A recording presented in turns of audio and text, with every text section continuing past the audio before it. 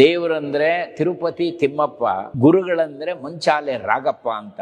ಅವರ ಆರಾಧನೆ ಆಗೋ ಸಮಯದಲ್ಲೇ ರಾಘವೇಂದ್ರ ಸ್ವಾಮಿಗಳು ಒಂದು ಘೋಷಣೆ ಮಾಡ್ತಾರೆ, ನಾವು ಶರೀರ ತೆಚ್ಚಿ ಹೋಗ್ತಾ ಇಲ್ಲ, ಬೃಂದಾವನದ ಪ್ರವೇಶ ಮಾಡಕ್ಕೂ ಇದು ಭಗವದ್ ಆಜ್ಞೆ ಅಂತಾರೆ ರಾಯರು. ಇವತ್ತಿಗೂ ರಾಯರು ಆ ಯಜ್ಞ ನಡೆದಂತ ಜಾಗದ ಮೇಲೆ ಕುಳಿತಿರೋ ಅಂಥದ್ದು. ಅದಕ್ಕೆ ಅಷ್ಟು ಶಕ್ತಿ ಇದೆ. ಅಷ್ಟೇ ಅಲ್ಲ, ರಾಘವೇಂದ್ರ ಸ್ವಾಮಿಗಳು ಅದಾದ್ಮೇಲೆ ತಾವು ಧ್ಯಾನಿಸ್ತಾರೆ, ಮಂಚಾಲೆ ಕ್ಷೇತ್ರದ ತಾಯಿಯನ್ನ ಸ್ಮರಣೆ ಮಾಡ್ತಾರೆ. ರಾಘವೇಂದ್ರ ಸ್ವಾಮಿಗಳಲ್ಲಿ ವಾಯುದೇವರ ವಿಶೇಷವಾದಂಥ ಆವೇಶ ಇರುತ್ತೆ. ನಿಜವಾಗ್ಲೂ ಎಲ್ಲಿ ರಾಘವೇಂದ್ರ ಸ್ವಾಮಿಗಳ ಬೃಂದಾವನ ಇದೆಯೋ ಅದರ ಸುತ್ತಮುತ್ತಲು ಕಲಿಯ ಪ್ರಭಾವವೇ ಇರೋಲ್ಲ.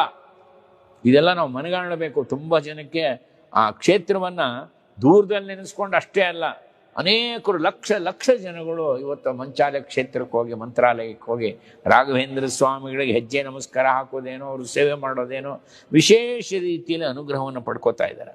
ನಾನು ಇಲ್ಲಿ ಬೃಂದಾವನದ ಒಳಗಡೆ ಇದ್ದುಕೊಂಡು ಅದೃಶ್ಯನಾಗಿದ್ದುಕೊಂಡು ಜನರಿಗೆ ನಾನು ಅನುಗ್ರಹ ಮಾಡಬೇಕು ಅಂತಿದ್ದೀನಿ. ಅದೃಶ್ಯನಾಗಿದ್ದುಕೊಂಡು ನನ್ನ ಸಾಧನೆಯನ್ನು ಮಾಡಬೇಕು ಅಂತ ಇದ್ದೀನಿ. ಅದಕ್ಕೆ ನೀನು ಒಪ್ಪಿಗೆ ಕೊಡಬೇಕು, ನೀನು ನನಗೆ ಅನುಗ್ರಹ ಮಾಡಬೇಕು, ನೀನು ಅದಕ್ಕೆ ಅನುಮತಿ ಕೊಡಬೇಕು ಅಂತ ಪ್ರಾರ್ಥನೆ ಮಾಡ್ಕೋತಾರೆ. ಗ್ರಾಮದೇವತೆ ಮಂಚಾಲಮ್ಮ ಆಕೆಯ ಒಪ್ಪಿಗೆಯನ್ನು ತಗೊಂಡು ರಾಘವೇಂದ್ರ ಸ್ವಾಮಿಗಳು ಅಲ್ಲಿ ಬೃಂದಾವನಸ್ಥರಾಗ್ತಾರೆ.